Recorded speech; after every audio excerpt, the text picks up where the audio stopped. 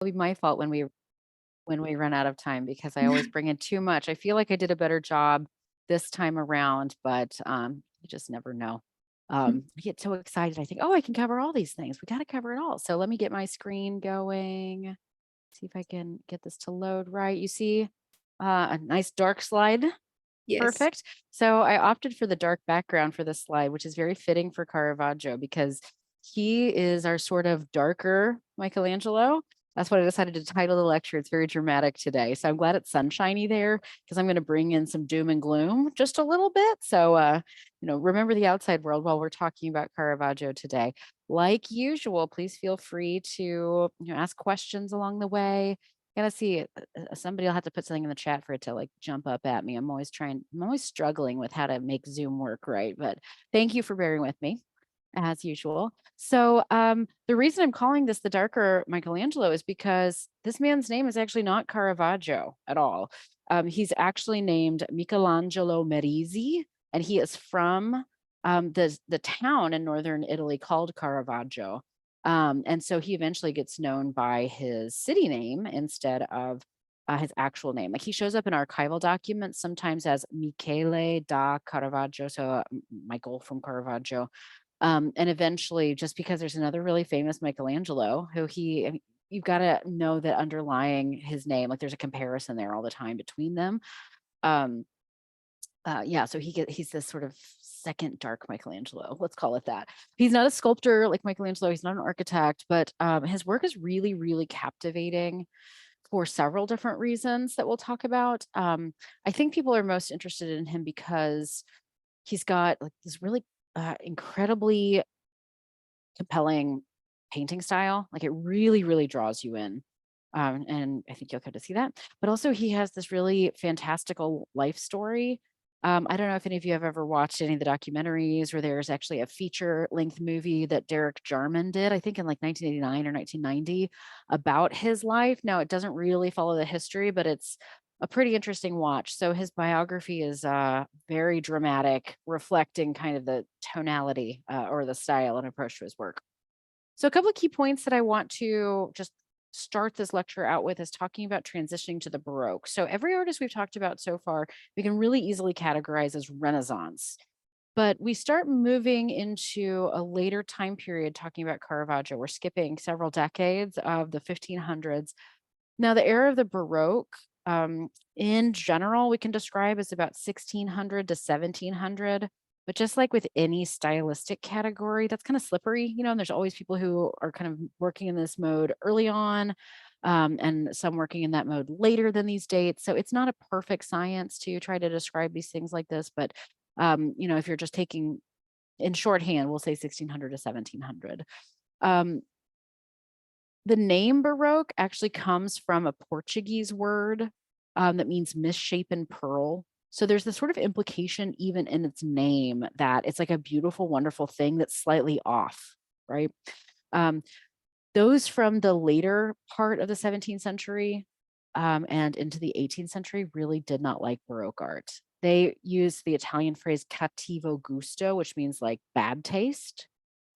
Um, and Another thing that I want to talk about today is the impact of the Counter Reformation. This actually may be one of the only times I mention that term. And it's a term that refers to a Catholic response to the Protestant Reformation. We talked about this a little bit before when we were talking about Michelangelo's Last Judgment. I talked about the Council of Trent and the impact of those meetings where the Catholics were like, let's reconcile with the Protestants. And the Protestants said, nah, no thanks. So instead, the church decided to try to reform itself, do a sort of inner reform. And some of the things that they decided about art in particular is that it had three major functions. Like they still wanted to throw money behind art because they thought art could teach people, especially the illiterate, that art could inspire devotion and that art could be a good model for behavior. And so the way those manifest ends up being things like a lot of depictions of saints. In the 17th century, you start getting a lot of scenes of martyrdoms. So that's that model for behavior. You don't necessarily need to go get martyred, but like look at how good Christians act, right? That's what they're going for with that idea. Um, and another with the naturalism that we're going to see with Caravaggio's work, it's a way to draw the viewer into the work. So that's a way to inspire a devotion even further, to make these biblical stories or saints' lives like really come to feel like they're happening right in front of you. So they feel really real, I guess. So we can talk about Caravaggio's tonality, like the color palette that he uses, especially the sharp contrast of light and dark. Now, the more general term to describe that is chiaroscuro, which is a contrast of light and dark. It's an Italian word that means light and obscured, so light and shadow.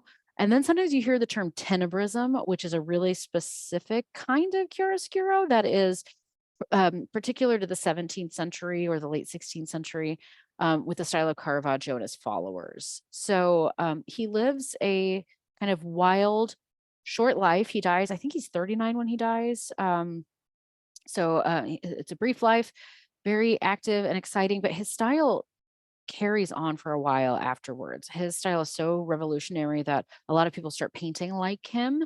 They're often referred to as the Caravaggisti, which is just Caravaggists, is how we would say that in English. I do want to point out, though, before I launched purely into Caravaggio's work, that there are a couple of different kinds of Baroque styles. We're going to focus on his naturalism, but I also wanted to bring in an example by a contemporary of his named Annibale Carracci. I realize I totally forgot to caption the slide. I apologize for that, but we're looking at an example of what we would call Baroque classicism. So these are artists who are looking back to artists like Raphael for their um, approach to the human figure, for their like classicizing subject matters and compositional strategies. It's a bit more dynamic than what we might see with Raphael, but it's really different than kind of the decades that we're skipping over, where artists get a little wild with their mannerism. I don't think we talked about that together, but maybe in the future we'll talk about mannerism. Another kind of Baroque art that you sometimes see, we could refer to as the Baroque spectacle.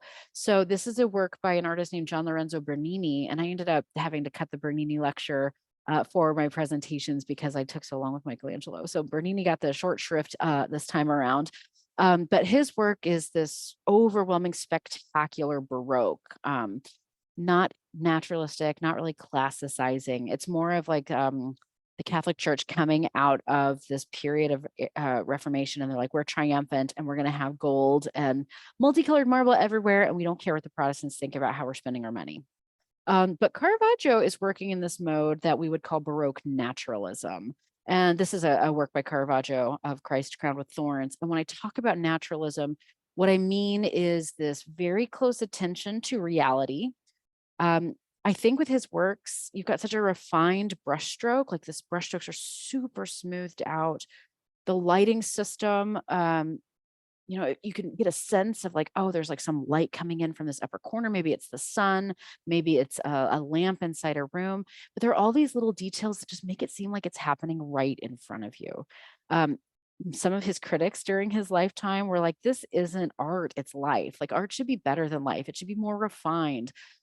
Some people didn't like his works because it looks like he took people off the streets to use as models, and he didn't idealize them like we might expect an artist to do. But this is, to me, is just a really good example of his lighting techniques, the incorporation of a figure who's wearing what looks like 17th century armor, right? Like this does not look like the generic biblical clothing of the other figures at all. So that's very typical of Caravaggio.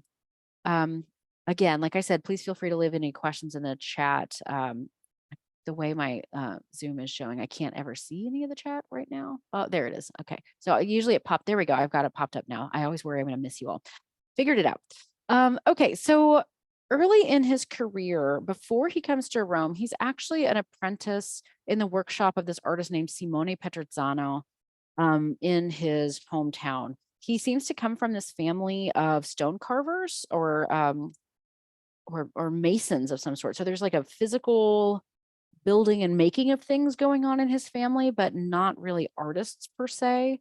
So in the early phase of his career, maybe not quite as early as 1580, because I don't think he's very old at that point, but in the late 1580s, he's in this workshop, and eventually he comes to Rome, and we know he's there around the year 1593 when he joins the workshop of a very, very popular painter at that time named the Cavaliere d'Arpino.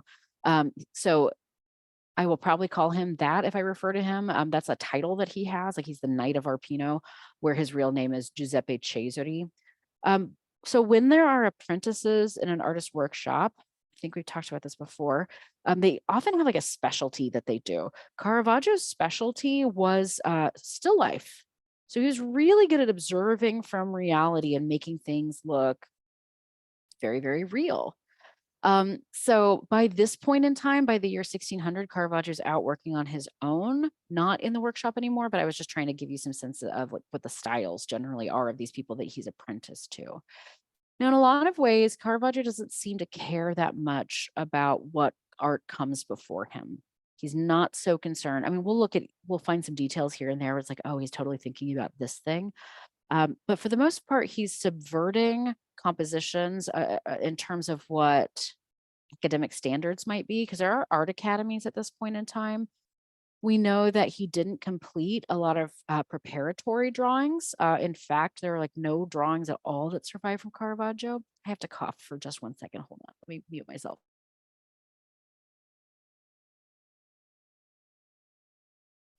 Okay, hopefully not too many coughing fits this lecture.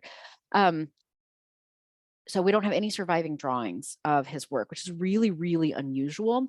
There have even been some studies of some of his paintings that they think he worked directly from life onto the canvas when he painted. I'll try to point that out if I show you some images related to that. But there have been these technical studies done of his paintings where they find these like marks incised almost into the underpainting.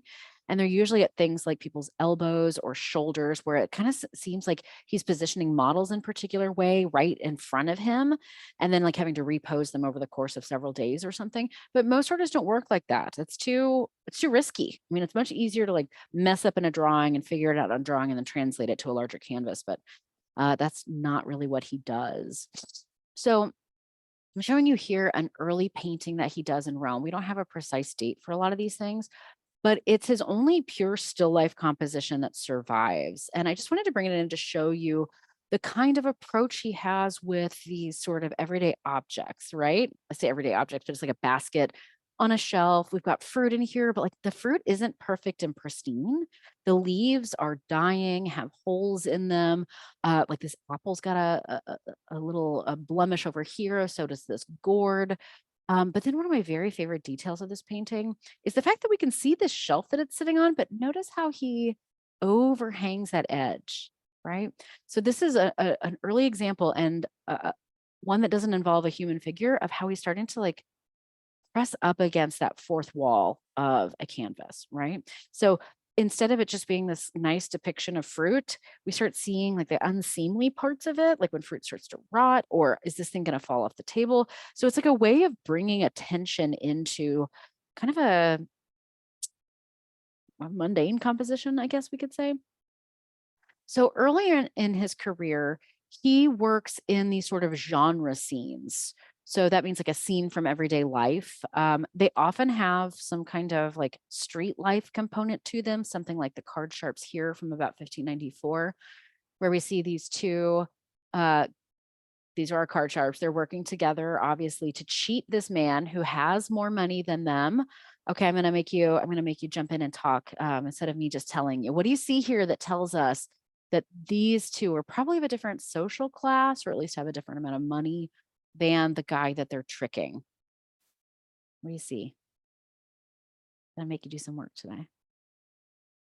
The feathers?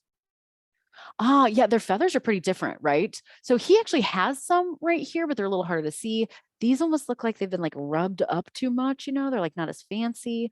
Yeah, and now I'm seeing in the chat too, the colorful clothing. Yeah, that sort of it almost looks garish compared to this guy's like darker velvets. And then Heather's pointing out the damaged gloves. Like, yeah, this man is not wearing gloves, but if he were, they certainly wouldn't look like this. Like, we wouldn't have his fingers sticking out. I think it's a little hard to see in this depiction, but like this sleeve is like just barely stitched on here. So there's all these little clues that like they're not on the same social status. We have these two guys who are cheating this man so that they can win all the money that they're betting. So he's signaling to him. You can see him reaching into like the back of his his waistband to try to pull this out. This is a painting that is in Fort Worth, Texas. I should be pointing that out, like when these are things in American collections, in case you ever get to travel to see these. There are several Caravaggios in the US. Unlike some of the other artists we've talked about, there's not very many. Well, there's lots of Raphaels because there's just a ton of Raphael paintings out there.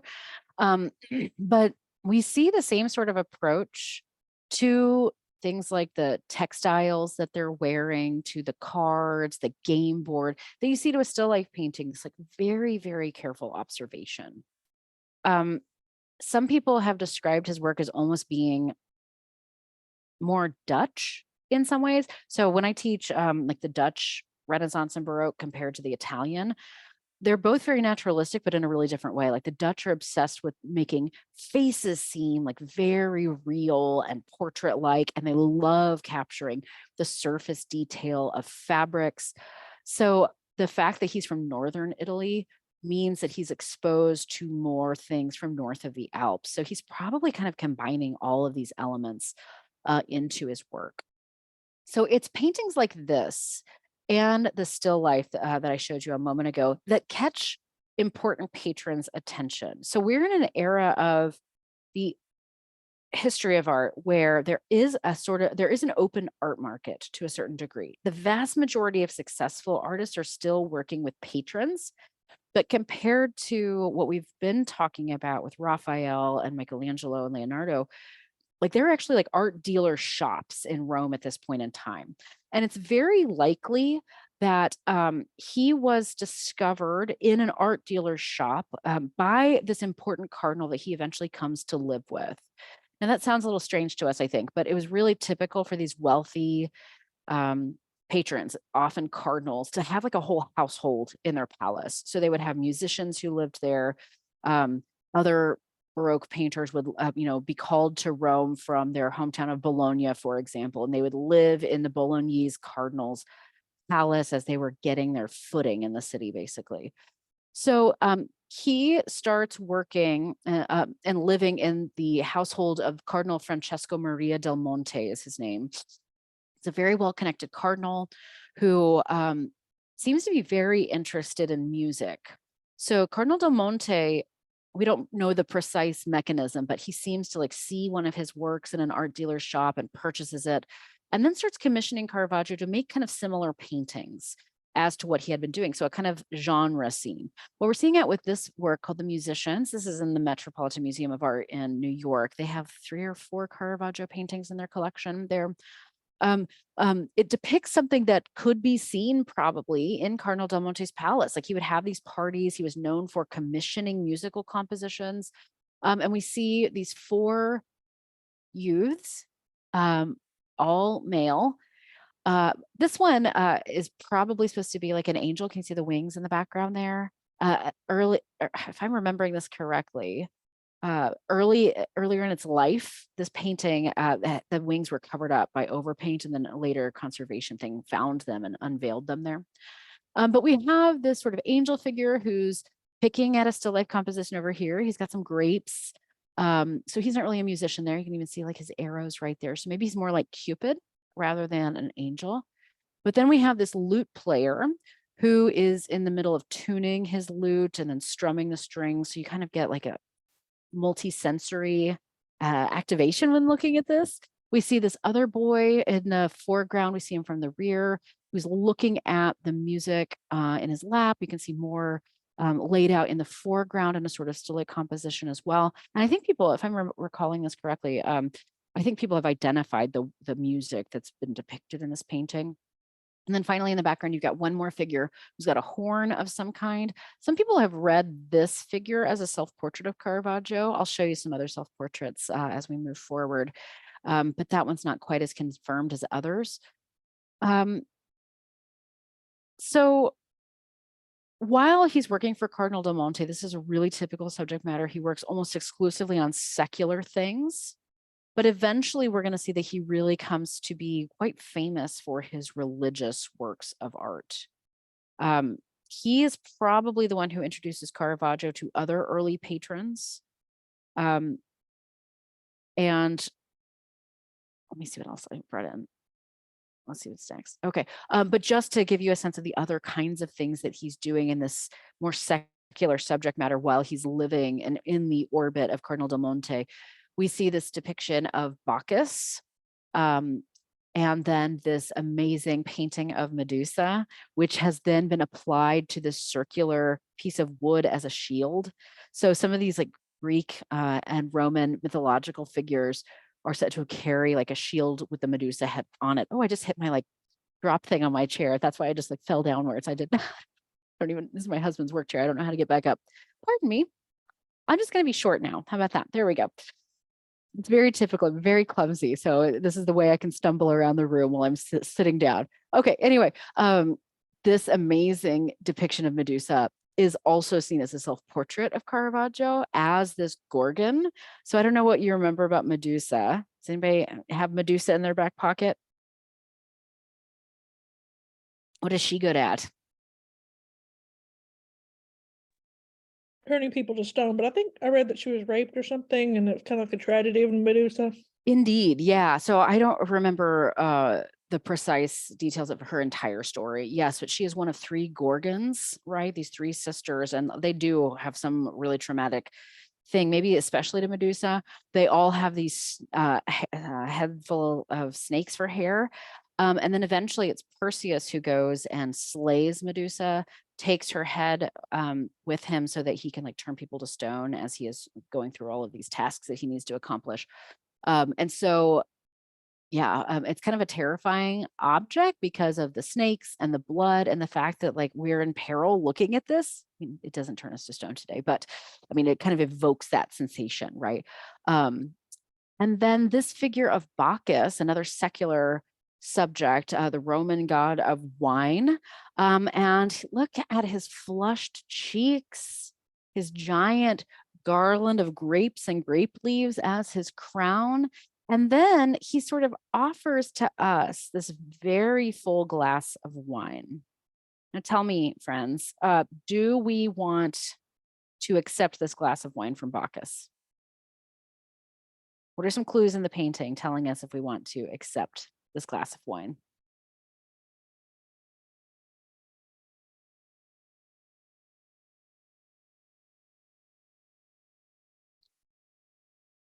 Everybody's going to worry that their audio is not working. I'm still here. I'm just waiting to see if any of you find this. I don't want to. Right. Yeah. What? Why don't you want to, Greta? The light. The color seems off somehow. I guess it's his rosy face and his kind of sallow looking skin, but Yeah. I don't know. It Yeah. just makes me think it's like poison or something. Right. Yeah. That face, and like it almost seems like he can hardly hold his head up. Like he's been drinking a lot of this wine, right? I have a hard time not accepting wine though from a lot of people. So I would probably be the one that was like, let's do it. I wish I could see more. I need to like get more of the grid going on my Zoom because I have no idea who just said that, but it is making me very happy. But I It was want to Heather warn. Moore. I Excellent, have Heather. my camera off anyway because I'm walking around, but it was totally Heather. Excellent. Thank you, Heather, for admitting that, because maybe it's a fun party that he's been at. But wait a second, let's look a little more closely. You see that basket of fruit? I mean, I don't know how long these things have been sitting out, but like this peach is looking really rough. And with this pomegranate that's all split open, it's not quite the right color. Like bugs have been in some of these things. Like it's maybe this isn't as enticing as it initially seems. Like the ruddiness of his hands as compared with like the kind of sallow quality of the rest of his skin. And then he's like fingering at this ribbon too a little bit, right? So it's like, is this going to be more than just wine drinking? There's often these sort of underlying eroticism to his works too. And I don't know if you've been noticing this, but like it's really typical to see these half-length depictions of like young men who all kind of look the same. So there was this art historian in the 1970s, I think it was in the 70s, who started suggesting that like a lot of these kinds of images from Caravaggio were probably intended for this homoerotic viewing in these like circles of these cardinals. So we are in the era of the Counter-Reformation, but we're also in this era where like in the privacy of their homes, often these cardinals are commissioning imagery and music that has a bit more less religious nature, shall we say, right? Like enjoying the pleasures of life a little bit more. But eventually, I better keep moving because it's already 3:26, 4:26 your time. I forgot I was going to bring this one in. This is actually a religious subject. I don't remember if we've talked about Judith, the story of Judith with you all before. Does that sound familiar to you? Yes, we did talk about Judith. Yes, Okay. Do we look at Donatello's Judith quickly or something like that? Is that what we did? we did. Yeah, Yes. okay. Caravaggio paints, I should get into my notes a little bit better. So as I said, Del Monte introduces him to other important patrons, and this is a work he does for a banker named Ottavio Costa. So another wealthy man who is not quite as affiliated with the church, like he's connected, but he's not a religious figure per se. This is a really good example of Caravaggio's kind of work that happens for private patrons that's religious. So it's not a massive work of art. The figures are not life size. I think it's probably about 4 to 5 feet wide. Okay. So it's an excellent example of his very dynamic and dramatic lighting style with his chiaroscuro, but also it's showing the interest in violent imagery of the early Baroque. Okay. So there's a couple of reasons for this. One is that it's really dramatic and appealing to the viewer. I mean, I know that maybe we're not all drawn to decapitations. Per se necessarily, but like the violence and intensity, it's like when there's a car crash, right? We're drawn to it, just like our human nature wants to see what the crisis is. I don't know how familiar you are with Judith. If we've talked about it before, I'm probably repeating myself, but Judith is this biblical figure. There's a book of Judith and what's called the Apocrypha. So some of these texts that didn't survive the various councils that situated the Bible as it looks today. So she saves her town from this Assyrian army that's invaded by getting their general Holofernes drunk. And when he falls asleep, she kills him.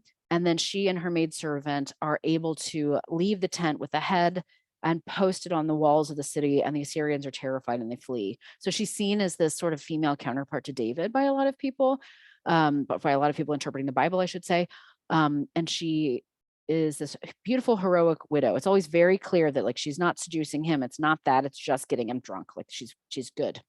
Now, one of my favorite details about this is one of those paintings where we can see all sorts of marks. Now, we can't see it right now in the reproduction, but people who have studied these things in certain kind of lighting conditions and like looking at x-rays, they see some changes that he made in the process of painting this because of those like big, like incisions essentially that he would make to pose models. Like some of the incisions that exist here frame Judith's arms in this like really rigid, strong pose of holding his hair and holding the sword. But then some of the modifications that had to be made include like her dress line. It actually was a little bit lower originally. So she would have been like showing more cleavage in this, but she got censored a little bit. And then the other one, which I find so fascinating, that tells us a lot about his working process, is Holofernes' chin was actually originally a little bit further over. So at some point in the painting process, he realizes, if this person is being decapitated, like their head's going to be further away from their body, but he's not going to do that to the model that's posing, right? He figures things out along the way, but still renders them in these like really highly naturalistic styles. So it's very typical of Caravaggio's work, especially the religious subjects that he chooses in an already dramatic story, like the most dramatic moment possible, right? This is when we've got like he's woken up clearly, he's screaming. I almost said screaming his head off, but that's not exactly how he's losing his head. I can't help the joking.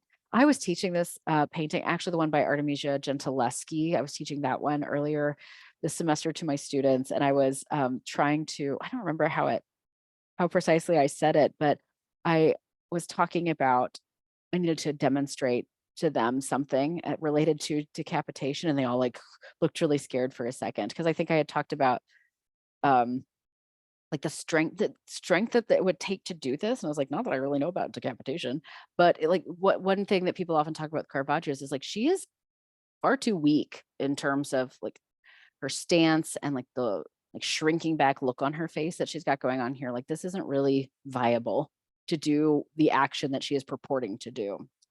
So I don't know, it's a really interesting image that also shows how much he doesn't idealize figures. Like, look at this maidservant, all of her wrinkles, right?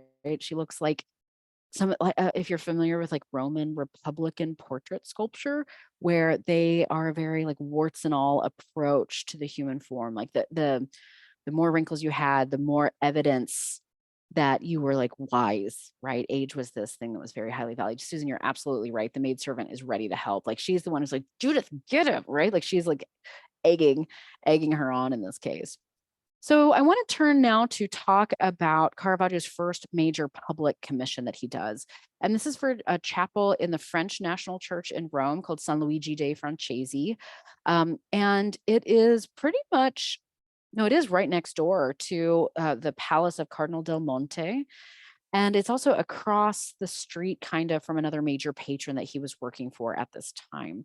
So it's probably through these cardinal connections and these other patrons that he gets this commission for a chapel owned by the Contarelli family. And the cardinal who is buried here that was really being commissioned for, his name was Matteo Contarelli. So that's Matthew. And therefore, the subject matter that we have inside this chapel is scenes from the life of St. Matthew. And so I'm showing you two views of the same thing.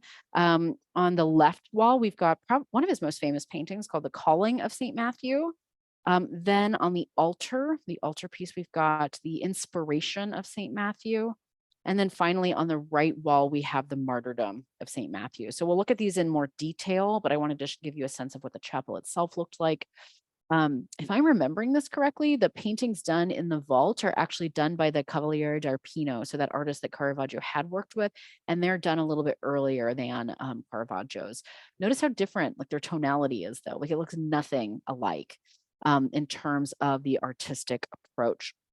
So let's go forward and look first at the Calling of St. Matthew. So in this very famous painting, we've got just an exceptional depiction or an exceptional example, I feel like I'm being redundant in what I'm saying, of his really dramatic use of light and dark. Okay, so the story in the Bible of the calling of Matthew is very short. It's like a sentence where Christ and Peter are walking and they see, hi, babe. Sorry, I got distracted by the baby. Jesus and Peter are walking. They see Levi, the tax collector, and Christ says, follow me. Levi stands up and follows him. He becomes Matthew. And that's it. That's the story. So how do you find the drama in that? What Caravaggio does is this fleeting moment, I guess, of indecision where we see Christ and Peter over here, arguably like the least important. Like all we see of Jesus is his head, a light depiction of a halo, and then his arm pointing this way, which I want to go back a slide and point out. Notice how you would be viewing this. Like this always gets photographed from straight on, and that's how we look at it and study it, but that's never how you see it. Like the only people who get to go in these chapels are the priests and like maybe the family members. So the closest you could get to looking at this straight on is like standing here and looking towards it, like outside this railing. So when you're there, it almost looks like that finger is pointing out at you. It's such a great way or a great example of how Caravaggio finds a way to bring you into the painting. He also does this through the clothing that he puts these figures in. So there's some debate about which one Matthew is. People generally think it's either this guy right here or this one who hasn't even looked up yet. I'm of the opinion that it's this guy, although I can understand arguments for both. I mostly like that argument because of the eye contact and like the hand that seems to kind of be mimicking what's going on with Christ's hand and Peter's hand too, that's looking over that way or pointing over that way. But we see this tax collector seated inside, outside, it's not really clear, a tavern, in these clothes that are dating to the 17th century. Although I do want to point out, like people wouldn't really walk around dressed like this. This is more like a dandy. So it's like somebody who all of a sudden like won a whole bunch of money gambling and then went and got some fancy clothes to wear them out. Like you look a little off, like people stare at them if they were wearing this. But it's absolutely not your like generic biblical clothing like Peter and Jesus over here, not at all. And like everybody's having their own moment here. So there's two ways that our eyes are drawn over to this figure of Matthew. One is Jesus's hand, right? Plus this sort of punctuation of the gesture. But there's also that shaft of light that enters through there, right? And all of these people are illuminated by it. Does anybody recognize this hand? This hand of Jesus? Does that look familiar?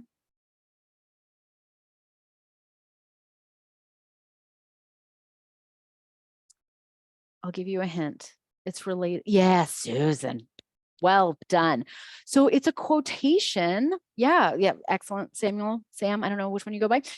Excellent. It is a quotation of the hand of Adam in the Sistine Chapel creation of Adam.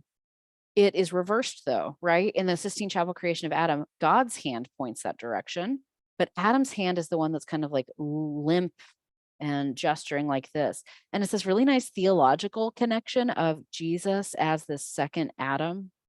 This idea that, you know, Adam's sin is the need for Jesus in the Christian tradition. And so it's this both theological connection, but also showing that he knows earlier art. He knows that other Michelangelo, right? There's no hiding it. It's so clever.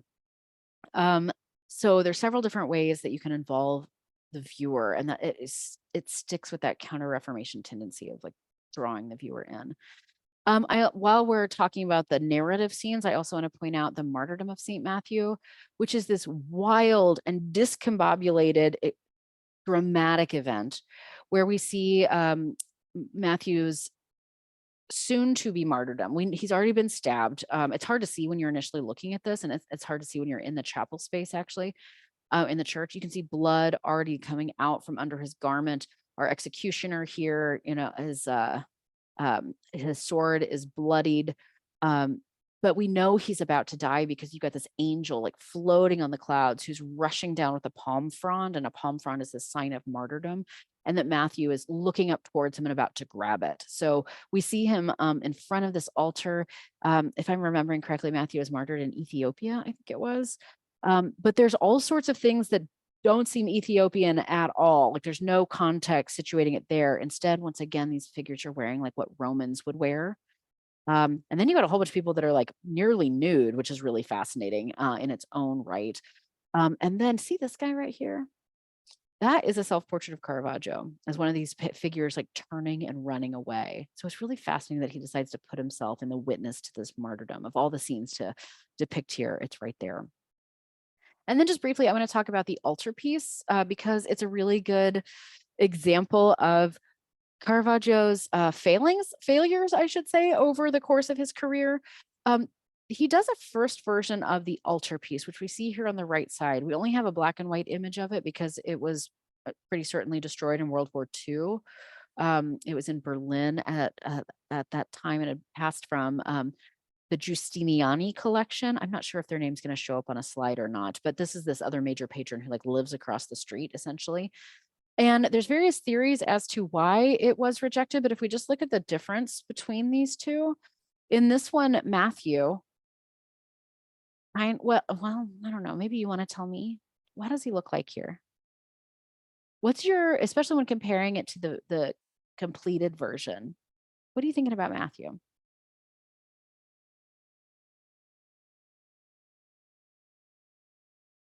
Maybe I should be more clear about what the subject matter is. I'm calling it here St. Matthew and the Angel. Sometimes you'll hear it called the inspiration of St. Matthew.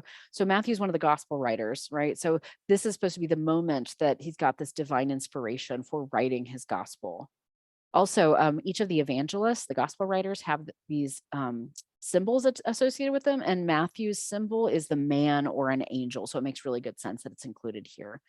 For just to complete the whole evangelist cycle, in case you're curious, Mark's symbol is a lion, Luke's symbol is an ox, and John's symbol is an eagle. So with Matthew, you've got the angel very conveniently coming and giving him inspiration. Okay, so now after knowing about the subject matter, what's your idea about Matthew in this one versus this one?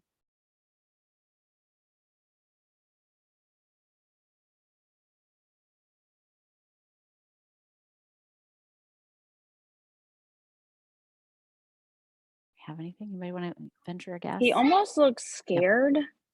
Yeah. versus they kind of look like they're friends. This one? Like from Yeah. yeah, he looks scared in that one. And Yeah. in the other one, it's just like, hey, we're buddies and we're reading and writing together. Yes. Excellent.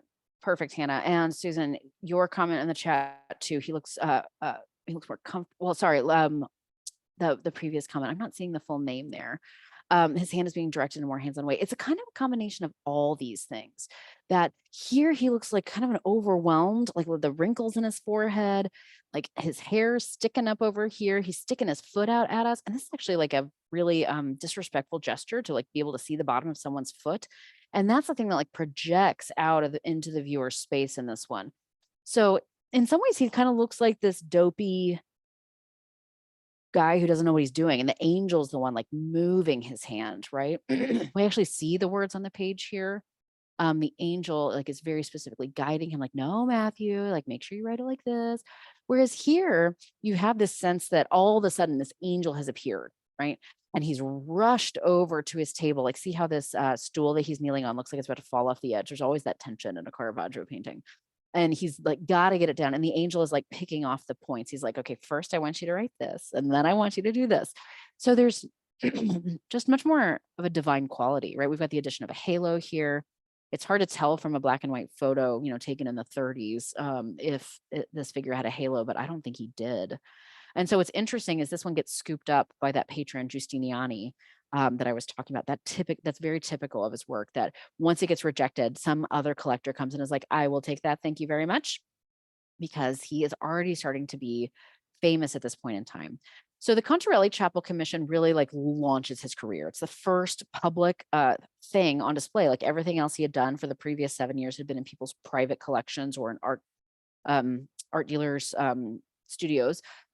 So then the next major commission he gets is for another chapel across town. This is in the Chirazzi Chapel in Santa Maria del Popolo in Rome. And the patron of this is the treasurer to the Pope, Tiberio Chirazzi. So what's really incredible about this chapel is that he somehow secures like the two most prominent painters in Rome in the year 1600 to complete the paintings for his chapel. So he hires Annibale Carracci, whose name I said earlier is this Baroque classicizing figure, and Caravaggio both to complete the paintings. So I think you're probably starting to see a trend that typically in a chapel, you've got an altarpiece and then what are called the lateral paintings. And the laterals typically have these narrative scenes versus a devotional image. So Caravaggio is commissioned to paint a conversion of St. Paul and a crucifixion of St. Peter. These make really good sense in a Roman chapel, especially somebody working for the Pope, because Peter and Paul are the patron saints of Rome. And then Annibale Carracci does an annunciation, sorry, not an annunciation, an assumption of the Virgin. So this is the Virgin Mary ascending to heaven after her death, basically. We'll look at this one a little bit closer in a moment. But once again, Caravaggio is thinking about precisely how viewers are going to see this. So even though I'm showing you this from head on, you have to remember that viewers are going to see it from this direction, okay? So with the conversion of St. Paul, just to quickly tell you that story in case you're not familiar with it, Saul has been one of the biggest persecutors of the Christians. And then he is going on by horseback on the road to Damascus and all of a sudden is overwhelmed by a blinding light. Falls from his horse and hears a voice saying, Saul, why are you persecuting me? And it's at this moment that he is transformed from Saul to Paul, who then becomes one of the biggest proponents of Christ's mission after his death, right? So this is a really interesting painting for a lot of different reasons. There's a lot of strange things in terms of like Caravaggio's abilities, shall we say. Like the foreshortening of a body, in case I know I've got not just art teachers here. So if you're not familiar with foreshortening, that's like the way perspective is often used in order to like show something projecting. So like if you were going to try to foreshorten my arm, right? Like make a drawing of my arm from my camera, like you'd have to make like very short lines to indicate like that steep recession of my arm really quickly on a flat surface, right? It's hard to show three-dimensional things in a two-dimensional way.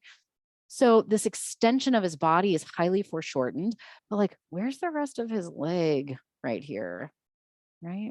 And then you start looking at the horse and his legs, and like he's trying not to step on Paul, who's on the ground over here, but then like the legs of the groom holding onto the horse's bridle and the legs of the horse will start to like blend together. So there's like some strangenesses to this. But overall, I'm hoping that what you're seeing is like the quality of light is so overwhelming and exciting. The light almost has this supernatural quality to it. It's really jarring and right up in the viewer's face, essentially. There's no sense of setting except for the fact that we're in some kind of darkened outdoor space, I guess. And then once again, notice like the wrinkles and the redness of the face of the groom is again not idealizing these figures at all. And then I want to go for time's sake, I'm going to move kind of quickly because you know I always get behind. I want to look at this crucifixion of St. Peter. So Peter is crucified upside down. It's said as part of his legend that he requests this because he doesn't want to be likened to Jesus. So he doesn't want to be crucified upright, which is like the standard method of execution in the Roman world for non-Roman citizens. So remember that we're seeing things from this direction, right? Because it's on the left wall of the chapel. So what does that mean? What's the first thing you're going to see? You can kind of get a sense of it here. Like, where's your eye drawn in this chapel to this space on this painting? Real afraid to say it. It's this guy's booty, right? Like this rump, this rear end, the butt. Thank you, Susan. Yes. Because like there's so much light cast on it and that's bright yellow, right? So the focus first is on one of the people crucifying the first pope, right? Not only that, but like check out how dirty his feet are, right? This is a laborer. And the three men trying to raise up this cross, like they're showing the physicality of what it means to like execute someone in this way. There's no like refinement to it. I mean, even Peter himself just looks kind of like, what is going on? Like he looks like this confused old man. I gotta stop for another cough. Hold on just one.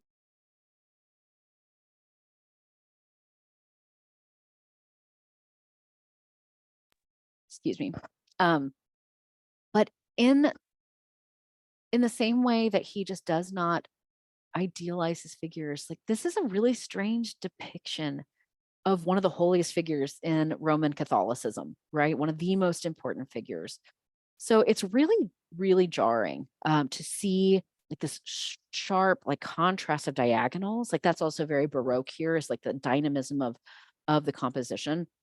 Baroque art in general is really theatrical. There's no shying away from like these intense wounds on this poor old man's body. Like he doesn't seem like a holy figure. He just seems like a poor old man who's about to die. It's very awkward.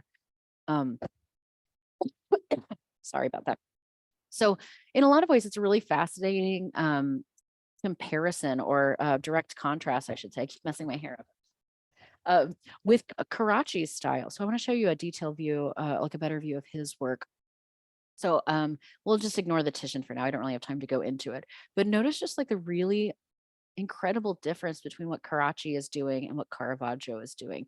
This one is light, luminosity, refined figures, the Mother of God ascending to heaven on the backs of these little angel heads. It's just really fascinating juxtaposition. I'm going to cough again and take a drink of water. Just 1 second, please.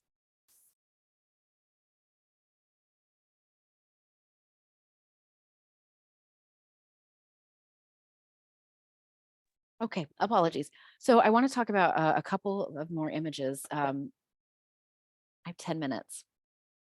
Okay, I'll do this one fast. This is a really fascinating painting that you now actually need to go to the Vatican museums to see.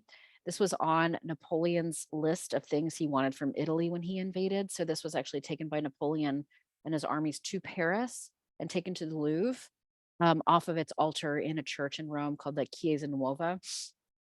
And so when these things get returned after the downfall of Napoleon, many of the objects like that went straight to the Vatican museums, and there's a copy in its place in the church today. But I really want you to try to imagine this on an altar because it really has a lot more meaning, I think, than it does just in a museum setting today. So we have the scene of the entombment of Christ, where Christ's body is like occupying, the central line, essentially bisecting the painting in half, where we have his mourners, his mother, Mary Magdalene, Mary Cleopas, and then John the Evangelist and Nicodemus, who the men are working together to lower him into his tomb. So they all stand on like this platform. You can see these various ways that Caravaggio was like indicating the next moment of the drama, from the shroud around his body that kind of dips down over the stone, the way his finger kind of grazes the top of that stone.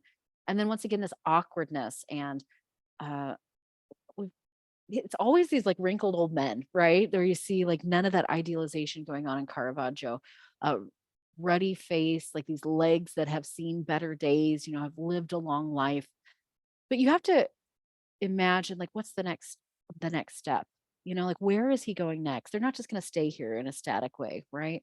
Instead, the next step is to lower him into the tomb. But where is the tomb? I mean, the tomb is off screen, right?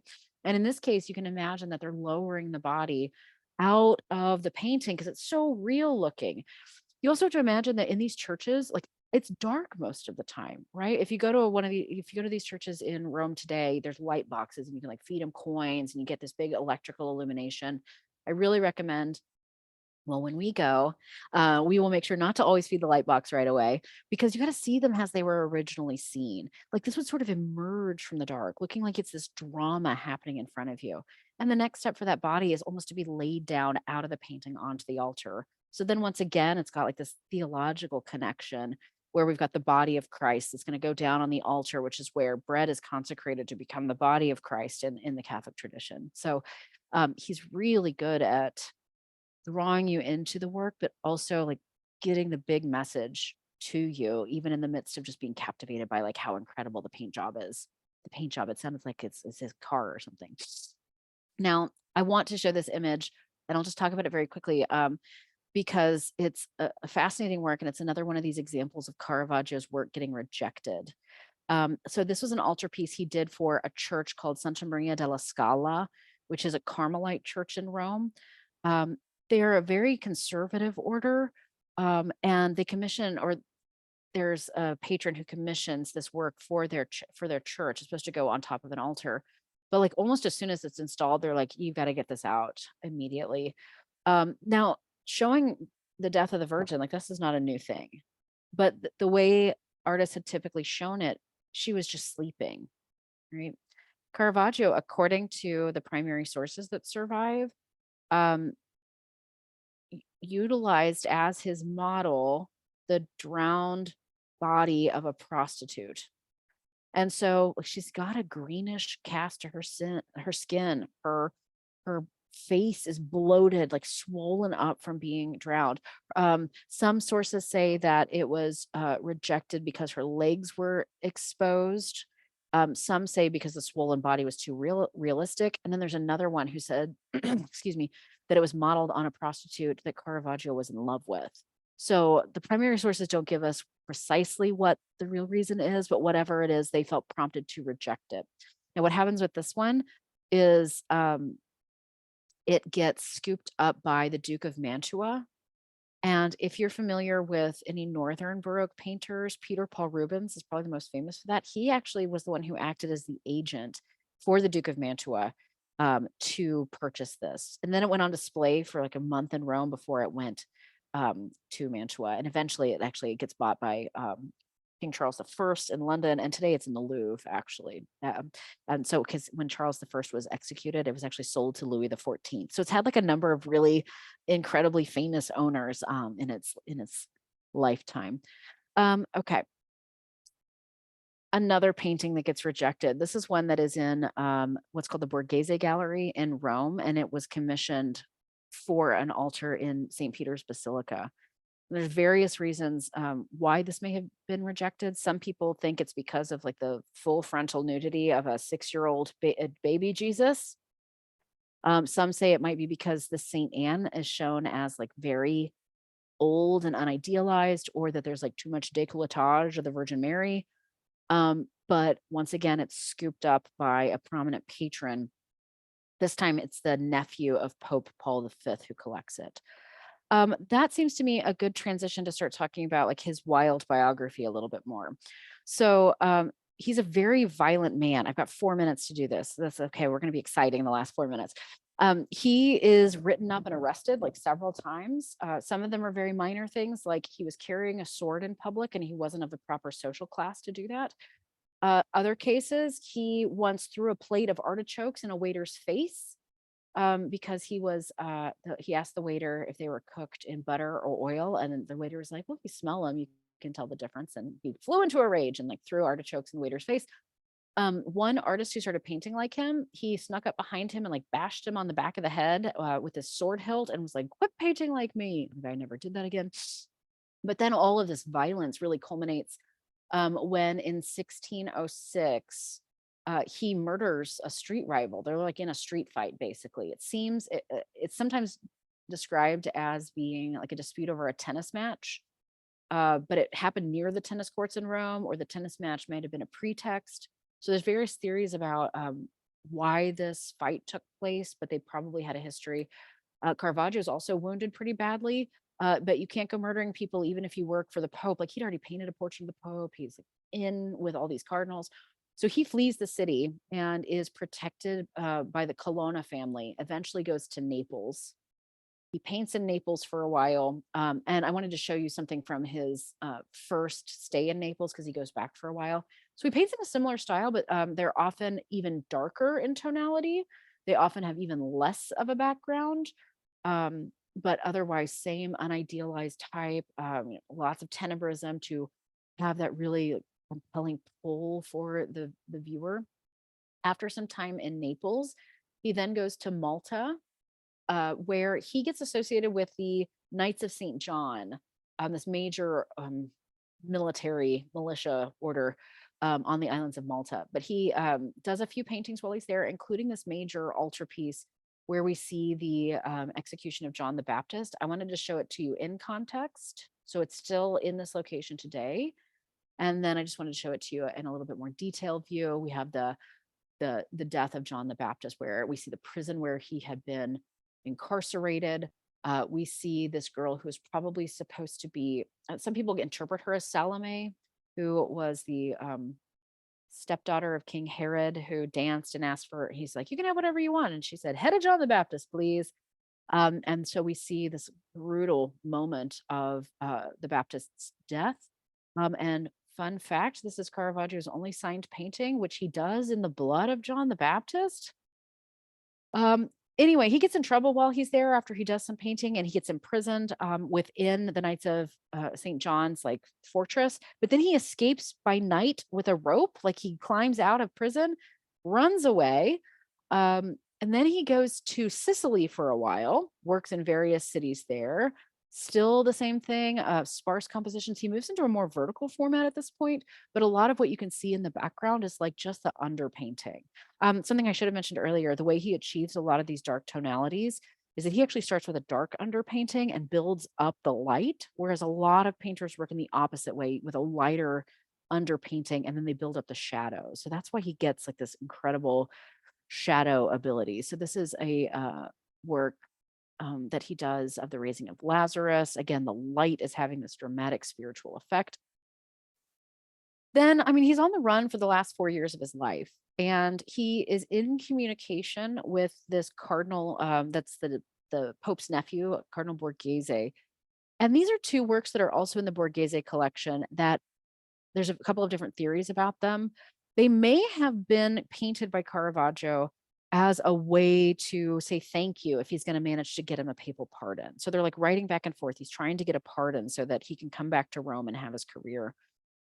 It seems like maybe he gets notice that he can go back to Rome, that there's some kind of pardon in the works, because he gets on a boat leaving Naples with all of his stuff, starts heading up the coast towards Rome.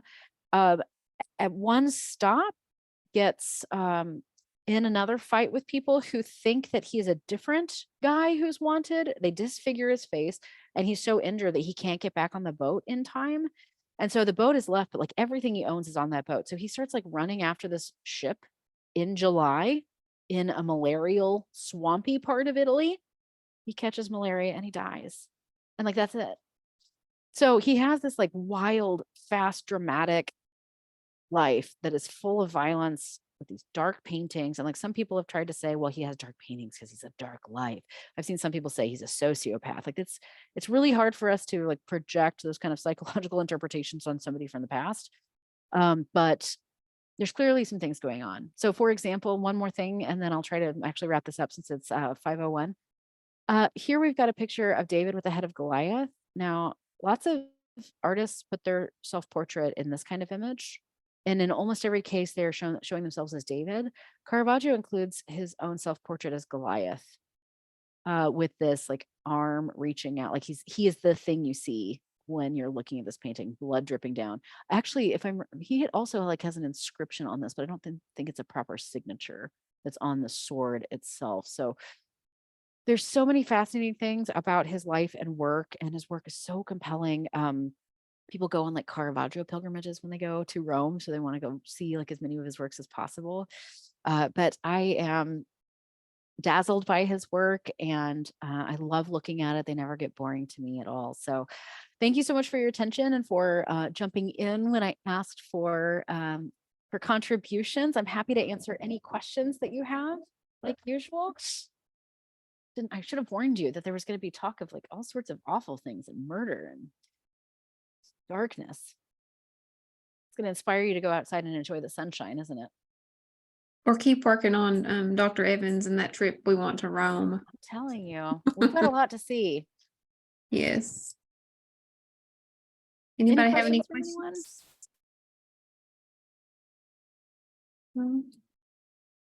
Thank you so much, Jasmine. Yeah, Well, Lee, absolutely. we have one more with you this semester, I think. So Yep. awesome. May 2nd, I think. We're going to switch gears a little bit and talk about some ancient architecture, because I wanted to talk about one of my favorite monuments in Rome, and then made sense to do a pairing of a couple of things. So Sounds good. yeah. All right. Well, we will wrap things up if there are no questions, and I will stay on here if you guys have any questions about anything with KEDC, or if you need the link for, if you want to present at peer-to-peer, I can give you the link if you want to apply for that. Just let me know and I'll be here. Thank you all. Thanks, everyone. See you soon. See you, Jasmine. Thank you. Bye. I can stick around too in case anybody wants to ask anything after the official end.